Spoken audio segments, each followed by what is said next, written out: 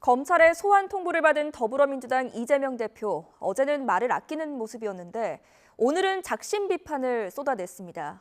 엉뚱한 걸로 꼬투리를 잡고 있다며 날을 세웠는데 이에 대해 국민의힘은 검찰과의 전쟁이 아닌 범죄와의 전쟁을 벌이는 것이라며 이 대표를 압박했습니다. 이런 가운데 국민의힘은 당헌 개정안을 상임 전국위에서 의결하면서 다음 주 새 비대위 출범에 속도를 내고 있습니다. 국회 취재기자 연결합니다. 박기환 기자. 네, 국회입니다. 네, 이 대표는 검찰 소환 통보에 대해 맹비난하는 모습을 보였는데 여당과의 공방도 있었다고요? 네, 민주당 이재명 대표는 오늘 광주에서 진행된 최고위를 마친 뒤 검찰 소환 통보에 대해 처음으로 입을 열었습니다. 먼지털이식 수사에도 안 되니 엉뚱한 걸로 꼬투리를 잡았다고 비판했습니다. 직접 들어보시겠습니다. 아주 오랜 시간을 경찰, 검찰을 총동원해가지고 이재명을 잡아보겠다고 하셨는데 결국 말꼬투리 하나 잡은 것 같습니다. 이렇게 먼지털이 하듯이 털다가 또 안 되니까 또 엉뚱한 거 가지고 꼬투리 잡고 그런 거 적절하지 않다. 그 말씀을 꼭 드리고 싶습니다. 다만 검찰 출석 여부에 대해선 명확한 입장을 밝히지 않았는데 민주당 박성준 대변인은 일단 논의 중이지만 불출석할 가능성이 크다고 설명했습니다. 민주당 최고위원들도 공세 수위를 높였는데요. 박홍근 원내대표는 윤석열 정부가 정치 검찰이라는 호위무사를 동원해 제1야당 대표를 불러들이려 한다고 지적했고 정청래 최고위원은 죄 없는 김대중 전 대통령을 잡아갔던 전두환 씨나 이 대표를 잡아가겠다는 윤석열 대통령이나 뭐가 다르냐고 비판했습니다.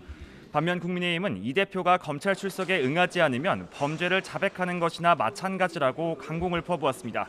이어서 들어보시겠습니다.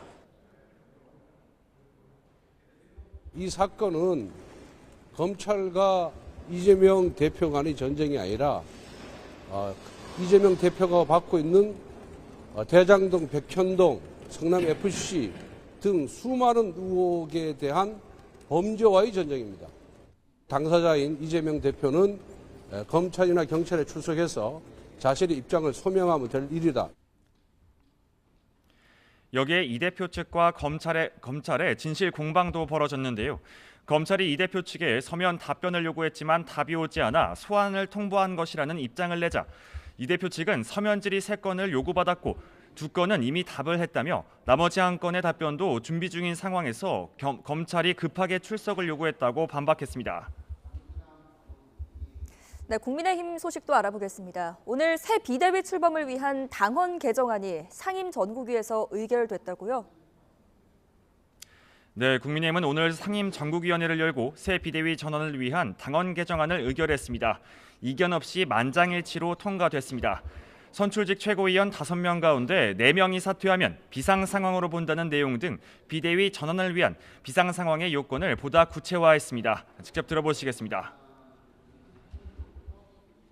기존 규정에는 비대위가 출범하면은 최고위원회가 해산한다 이렇게 돼 있었습니다. 그러면은 당 대표는 어떻게 되느냐 해석의 여지가 있었기 때문에 비상대책위원회가 출범하면은 당 대표, 최고위원 모두 지위와 권한을 상실한다라고 명확하게 규정을 했습니다. 국민의힘은 이후 오늘 5일 전국위원회를 열어 당헌 개정안을 확정한 뒤 추석 연휴 전인 오는 8일까지 새 비대위를 출범시킬 계획입니다. 하지만 이준석 전 대표는 전국위를 열 수 없다며 추가로 가처분 신청을 냈는데요.